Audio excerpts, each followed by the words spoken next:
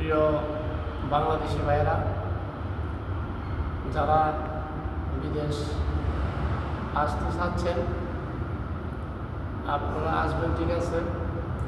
তো দলাল দলাল ভালো আছে, খারাপ আছে। ভালো দলাল দিকে আসবেন। আপনি যদি ভালো দলাল দিকে আসেন হয়তো যদি কোনো একটা কাজ আপনার বাইর করে দিতে পারে, হ্যাঁ, কাজের পরে যদি ঠিক থাকে আলহামদুলিল্লাহ। আজ দেখুন আমরা এখানে যারা আসছি, বর্তমান পরিস্থিতি খুবই খারাপ। কিছু কিছু দালালে ভাই কি কোনো মুখটা দায় এমন কথা আইতেছে, বুঝছেন। আমার সাদিক একজন সাগরের নাম, ওই ছেলেটার খুবই একটা কষ্টকর।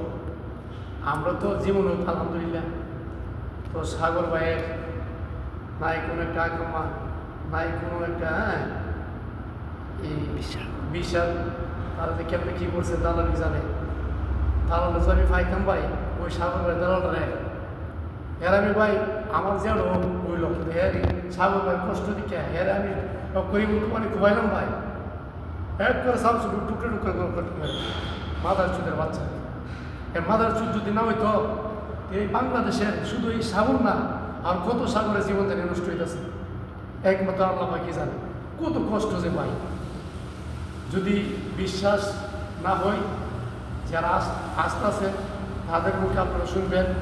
আমি যে কথাগুলো বলতেছি আমার কথা যদি বিশ্বাস না হয় তাহলে আপনারা আর কয়েকজনের কাছে শুনবেন, তখন বুঝতে পারবেন বিদেশ কত ভয়ঙ্কর।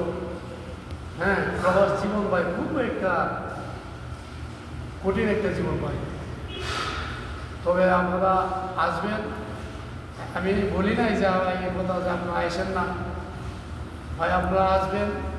দালাল ভালো দালাল দিকে আসবেন, হ্যাঁ ভালো দালাল দিকে, তারপরে আপনারা আসবেন। ওই দালাল যদি আপনি বলে যে না ভাই কথা কাজে আপনি সব কিছু কাগজপত্র লইবেন, ডকুমেন্ট লইয়া তারপরে ওই সাগর ভাইরা বলছে হ্যাঁ ডকুমেন্ট দিব। সাগর ভাই তো একটু সরল সোজা মানুষ, একটু সরল মনে ভাই, কিন্তু লোকটার মন ভাই অনেক আন্তরিকতা আছে, লোকটার মনটা অনেক ভালো, কিন্তু ওই সরল বিদায় ওই লোকটারে আজকে যেমন বলছে আমি শুনছি।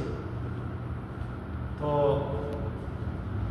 যেমনে বলছে শোনার কারণে উনি আপনার বা এই বস্তু নষ্টরা করতেছে, উনি খুবই একটা কষ্টের মধ্যে আছে ভাই, বুঝছেন ভাই।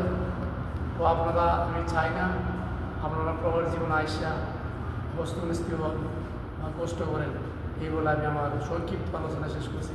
আসসালামু আলাইকুম।